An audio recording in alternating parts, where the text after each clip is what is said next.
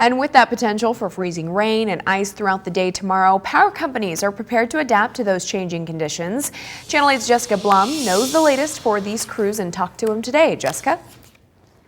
Power companies, including LES and the Nebraska-Public-Power-District, are planning accordingly tonight. With fluctuations in temperature and freezing drizzle and/or rain possible through the morning and part of the evening, crews are staying on top of their tasks now.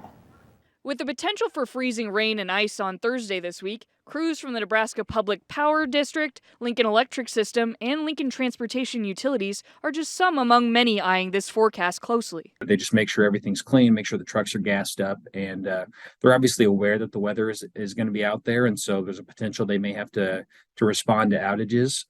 But they're always prepared for those situations, and certainly it's more on their radar as we get these types of forecasts coming in.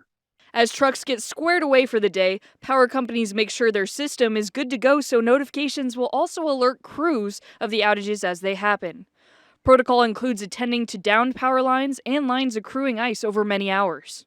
There's limits to what that system could do, obviously, but they know generally where something's happening, and they can go out and get more information, figure out what's happening, and try to get the customers back online as quick as possible. LES says the average outage time per customer in 2021 was approximately 17 minutes, which is 85% lower than the 5-year national average of just under 2 hours. Half an inch of ice can add up to 500 pounds of extra weight to power lines.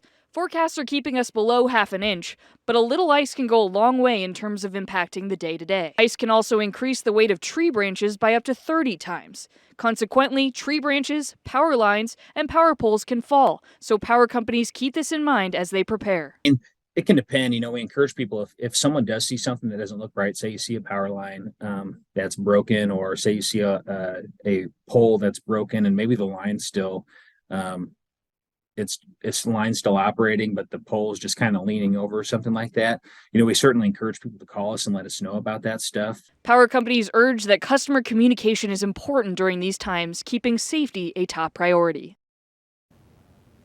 And around Lincoln, LES says to call to report power outages or down power lines, whether you know neighbors have or have not. That number you can use 24/7 is 1-888-365-2412, also on your screen.